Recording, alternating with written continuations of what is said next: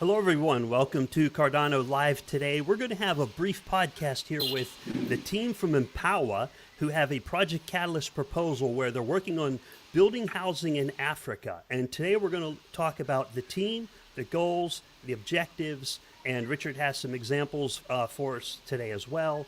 We're not going to go into the tokenomics. The tokenomics are still to be worked out. That will come later. The key is the team at Empowa. They have a lot of work put in at Project Catalyst, and they have people in Africa who are working with the Empowa team. There are links down below, so check out the links down below. We have the links to the Empowa website, which also links to the white paper. We have the idea scale, so if you haven't worked on Project Catalyst yet, please make sure you check out the idea scale link.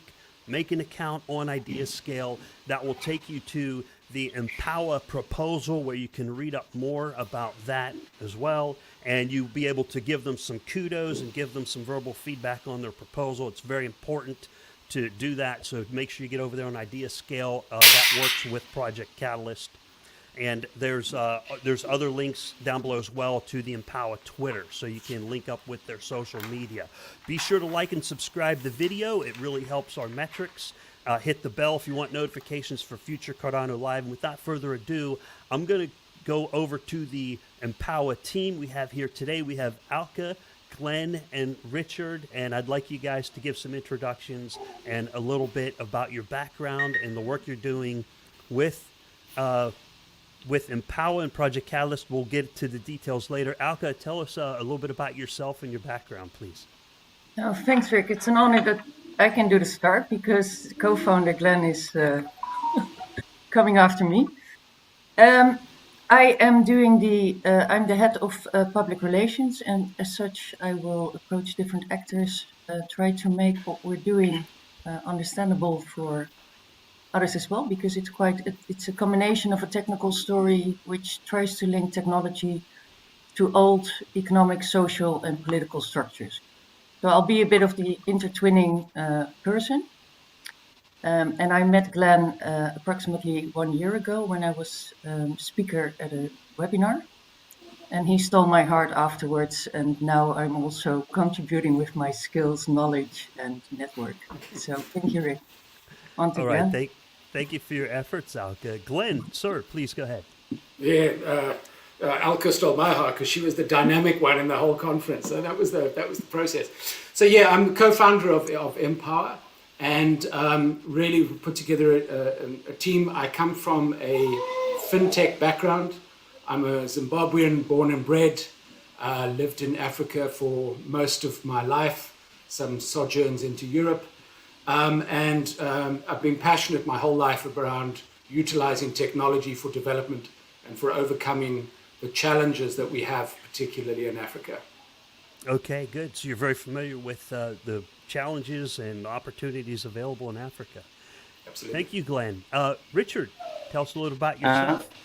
Yes. Hi, everyone. I'm Richard Bahumwire. I live and work in Mozambique. Well, originally, I'm from Uganda, and I have been living here since 2016. So I'm the CEO of Casa Real, which we established that is executing the projects that are for people, for affordable housing for the urban, we normally say working poor. Thank you very much. All right, and thank you, Richard. And that's one of the main objectives with Empowa is getting the affordable housing and mortgage and stuff like that. And Alka, Glenn, Richard, can you guys tell us a little bit more about Empowa? What is the overall objective? And then we'll get down into some of the details. Who would like to go first, please? Sure, maybe I'll kick off with that, Rick. I think the whole objective is to create a platform to enable communities to create wealth. To support communities to create wealth, starting in Africa and starting with property development. Property is one of the keystones in all communities, is one of the key fundamental building blocks to the creation of wealth. And it's one of the biggest challenges that we have in Africa, is that we have a backlog of 50 million housing units. That's just the backlog. Urbanization is happening at World Bank estimates at 23 million people a year. So that problem is just getting bigger and bigger. The scale is just getting bigger and bigger. And there's so many systemic issues around the creation of wealth. One of the things that tends to happen is when we look at the emerging cities, it's perceived that there's no money there, and that the slums come about because of lack of money. But that's actually not the case. To a large extent, a lot of those challenges come about because of structural issues. And that's around capital, around getting capital down onto the ground. And that's a key, that's one of what we're trying to resolve at Empowa. Okay, so you actually have people in place, infrastructure in place on the ground in Africa. Like I said, we'll worry about the tokenomics later. And your team is pretty spread out. You've got multiple people on your team who have various skills. And there's a better description on the website and over on Project Catalyst that people can go check that out. Okay. Alka, can you, so you do the communications management and public relations work? Yes. Okay, and that involves, like, you have Medium. There's a Medium link down below, Medium articles, the actual proposal on Project Catalyst. Is that where you come into play a little more so? Yeah, so I'm basically right now writing the article. So because we're starting up, I'm having a multiple functionality into writing, speaking, and seeking, which is very challenging. It's really wonderful to work with the team. They're very diverse. They have very diverse competences, but we are really boiling as one with a shared vision. And I must say that I'm totally enjoying that. I think adding to the story of Glenn, what I've been doing for the past years, I've been involved a lot in the land rights and land issues in Africa. So that's one of the other major hurdles that we need to tackle. And I think Glenn found a really innovative way to approach that problem. Okay. So does that answer your question a little bit, Rick? Oh, yes, definitely. All right, so let's get to some more additional stuff. We have Richard here. He is on-site, CEO of a company, works with building housing in Africa, and there's also challenges with financing.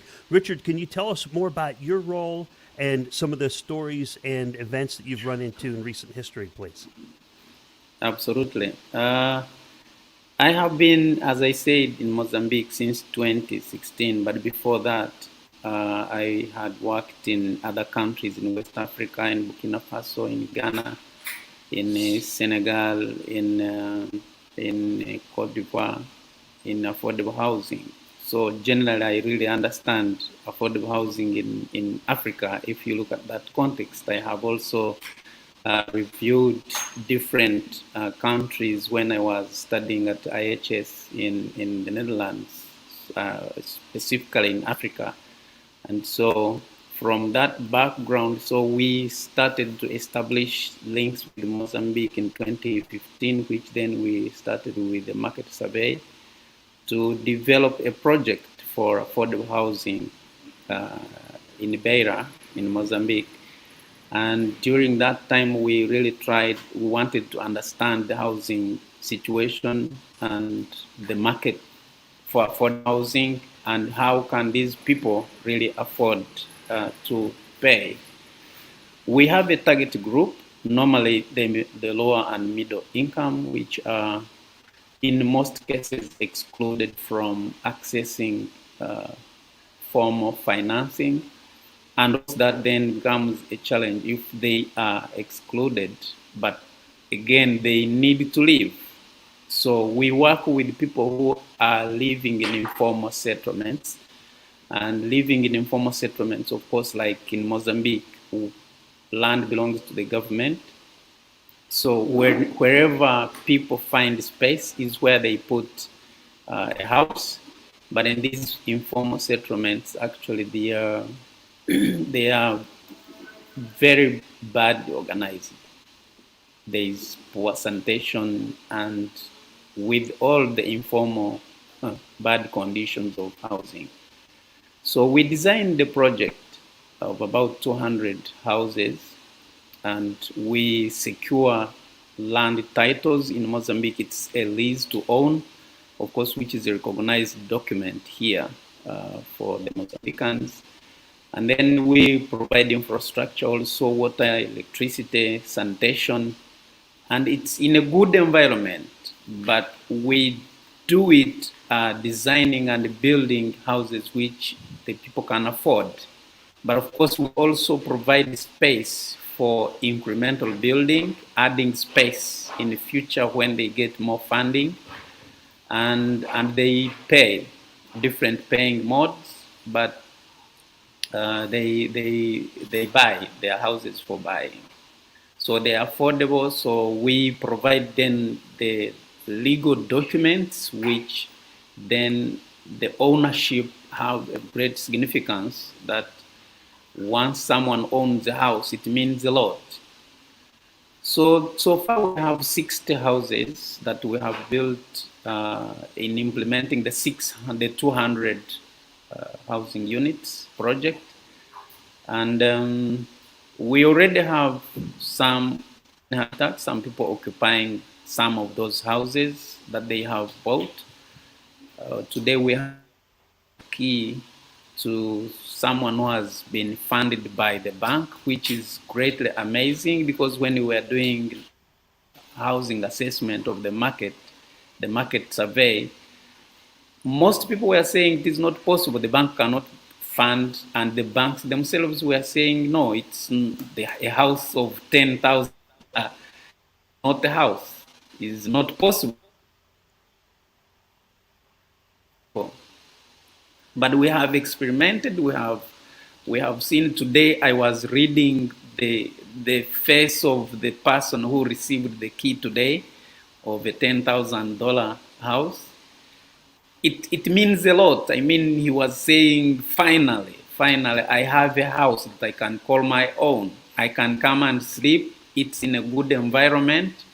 It's an amazing. So in Africa, when someone has a house that he calls his, it means a lot. When one has an ownership, it means a lot to education. It means a lot to the health. The health changes. It is in a good environment, especially in Beira, where it's to Cyclone, and Cyclone has destroyed about 99% of the infrastructure, including houses, and many people suffered a lot starting 2016.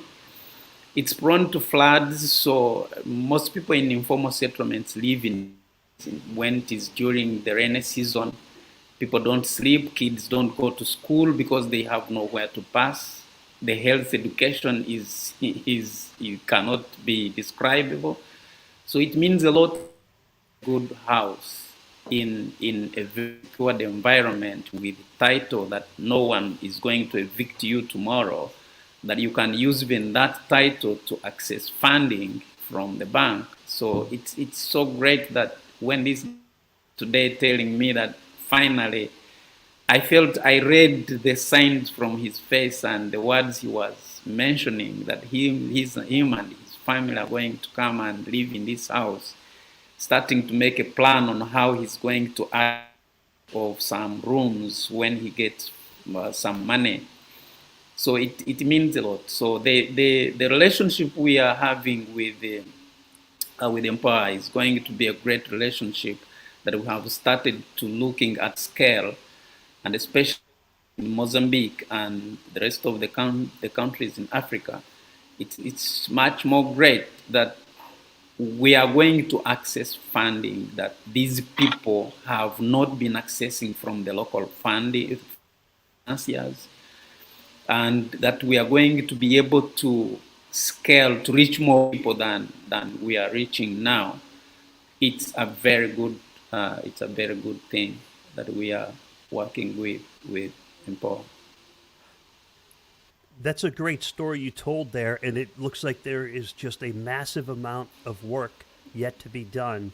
What was the most challenging part about purchasing the house that this person had to face? What was the hardest part? Sorry, before we worked with Empowa? To get the house. Okay, well, let's go to the houses that you're building. They are cyclone resistant. Yes, so the houses now, they are cyclone resistant. Designing them, we didn't have Cyclone before, but we built them. Of course, they resisted because they are of good quality. During the cyclone, we had some minor damages. We then repaired, but right from that cyclone, it died. We started integrating cyclone-resistant techniques to make sure that it does not happen to our houses again. So the rest of the cyclone that has happened after the cyclone died never destroyed our houses. Our houses remained with not even, because we really make sure that they are resistant houses, and of course houses in the neighborhood have been destroyed, like behind our houses, but our houses are still so strong, no problem. That also becomes another area that needs to be looked at, because I mean, providing a house is not just giving a house today and then the client has nowhere to be tomorrow. So we are insisting that our houses are so strong, are cyclone resilient, which means also a lot if clients getting loans from the bank that they need to pay maybe in 10 years, in 20 years, in 12 years, and then before they complete the payment, then there's a damage of that kind, then it becomes a big problem. So having a resilient home is also very key, not for only loans, not for only paying, not for only buying, but for the future generation of this family. And also meaning safety and security is very much important. Yeah. And Richard, which is what we are looking for with Empowa. yeah, you know, I admire your hard work. It must be difficult. It takes a lot of work to get those houses built, get the materials in there. You have people there actually doing the work. So hats off to you, sir. Well done on getting those houses built and making them cyclone resistant. Very imperative to people's safety. Now, I have a screen share. I'm going to put some stats up real quick. And Richard, you can go over them. I understand that your internet connection is rather, it's okay. It's not bad, but it's a little bit poor quality, but we'll get through this. You're doing great so far. Thanks for being here. I'll put the screen share up and go over some stats real quick on the challenges that people face economically with getting these houses, and then we'll go over that as well. So let me put that share up here briefly, and I'll let you guys speak to this. Let me make sure I get that. Yeah, I think you need to. Are you okay?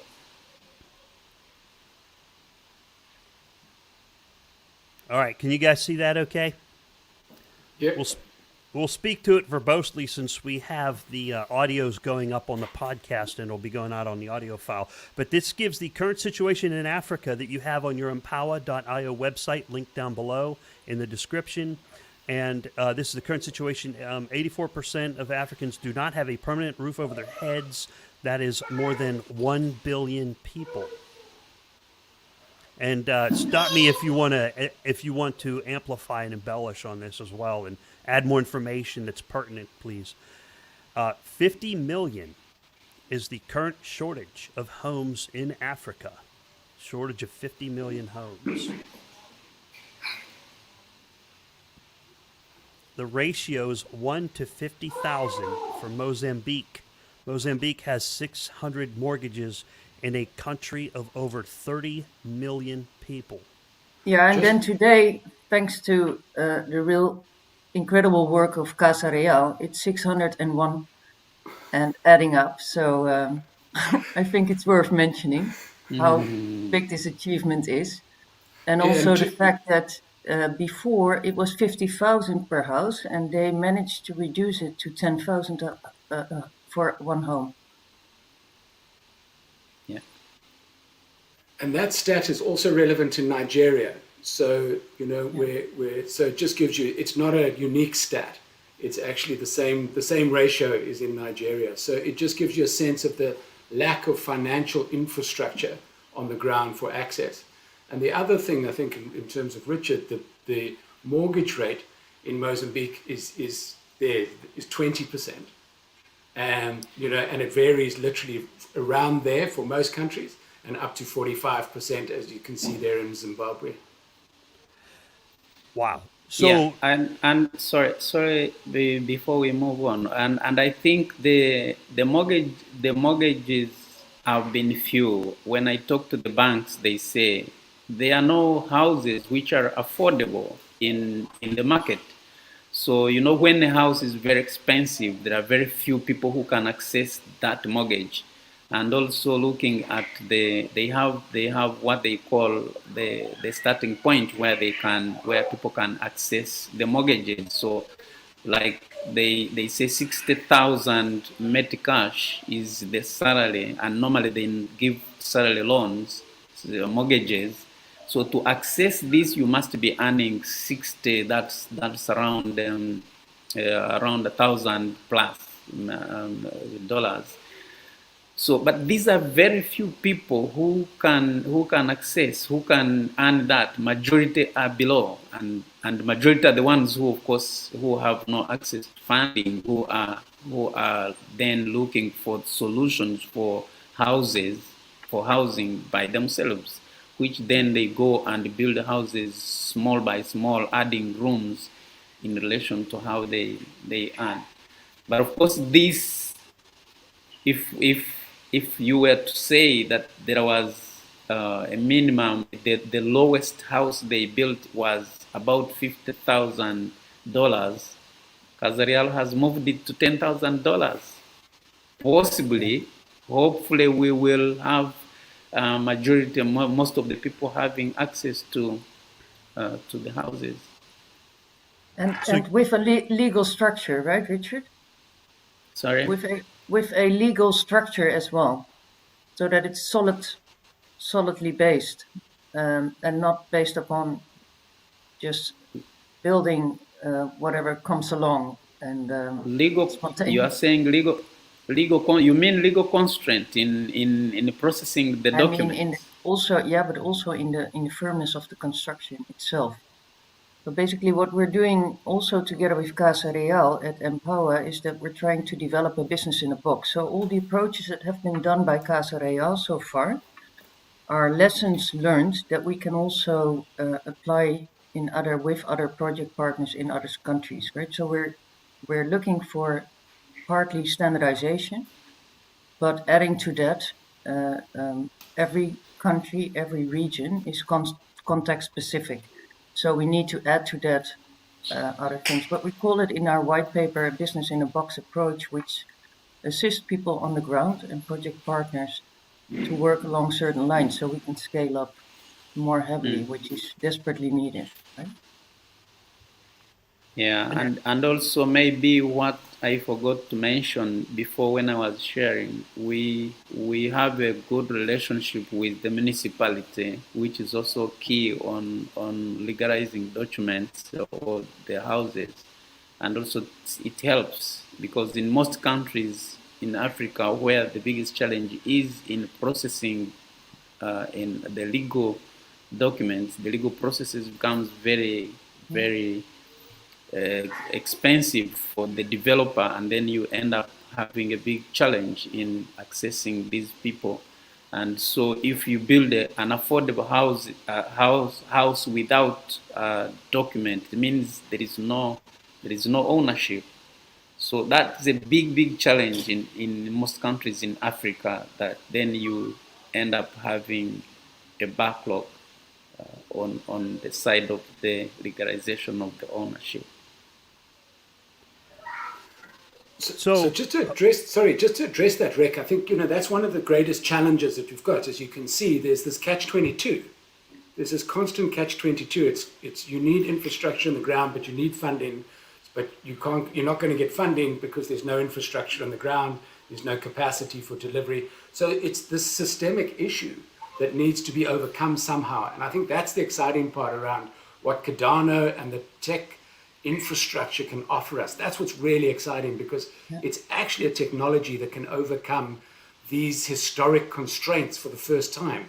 That's what really makes this whole project really interesting, because that's what it does. It mixes the two of the really high tech and the capabilities and some of these challenges and money flows and infrastructural issues to say, this is what it does. We support from the bottom up. We support communities to develop solutions for themselves. We just can support that process.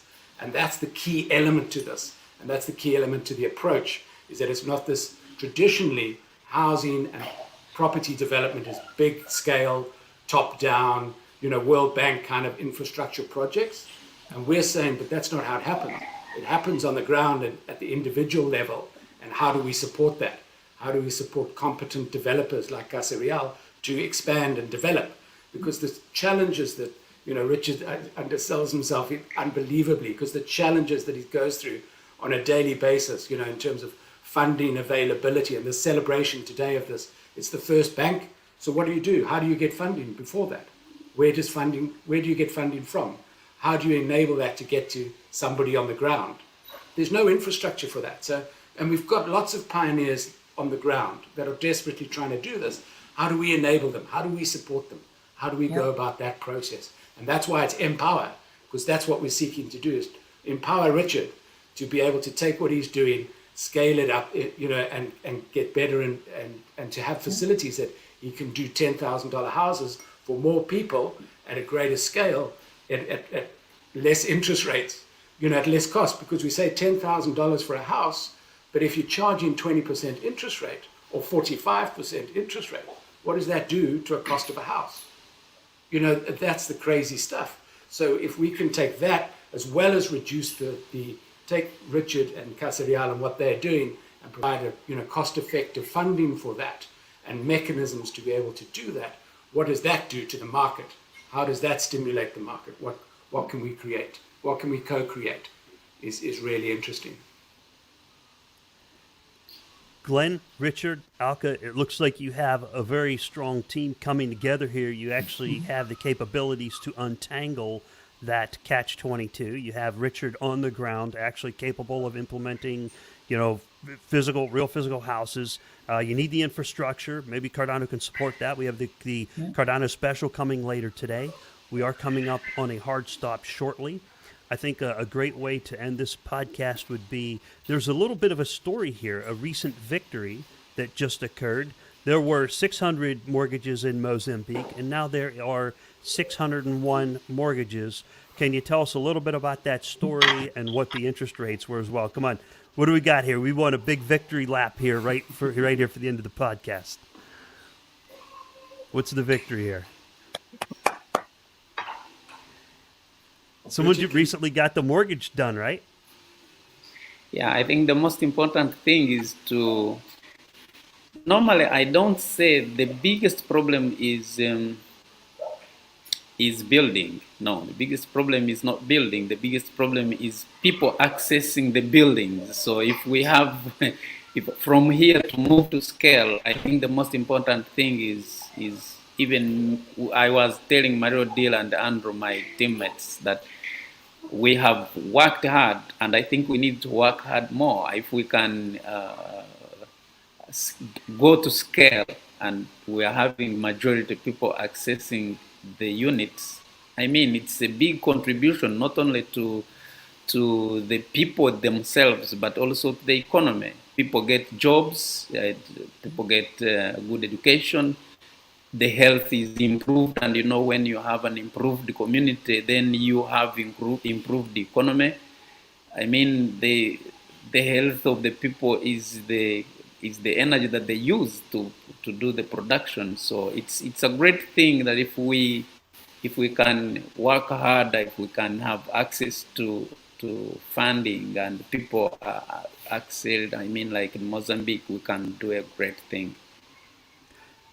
There you go. Thank you, Richard. And hopefully, as things progress, hopefully bring down those interest rates from the 20 to 45% range, because, in a lot of other countries, the interest rates are 1.5% to 3% for financing a house. And those interest rates will really eat up people's incomes over time. That's just how the interest rates work.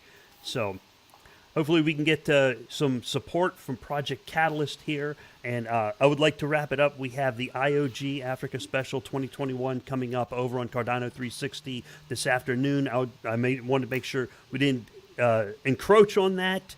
That'll be coming up in about 30 minutes. That will be available also on YouTube. Thank you, everyone, for being here. Richard, Glenn, Alka, and Thank Maria. you, Rick, for having me.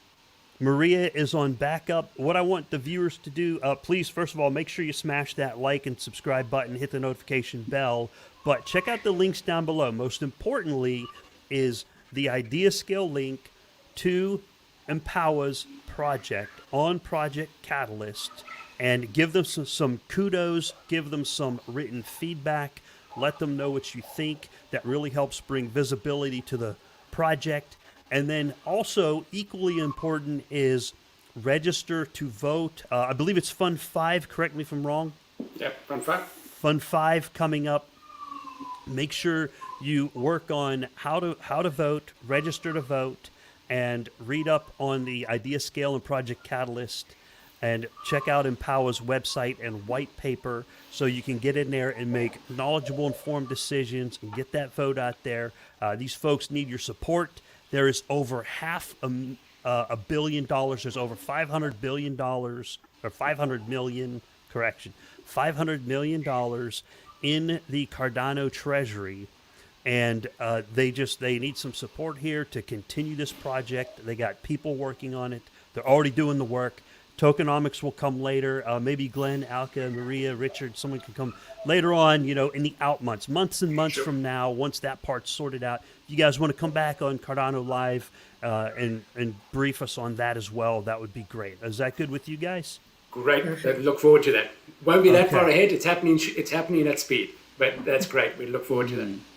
Fantastic. Okay. Thank you all for being here. Thank you to the viewers and everybody. Y'all have a great day. Thanks for enjoying Cardano Live, and check out the Cardano 360 episode coming up with IOG here shortly. Bye-bye, everyone. Bye. Cheers, Rick. Thanks a lot. Thanks.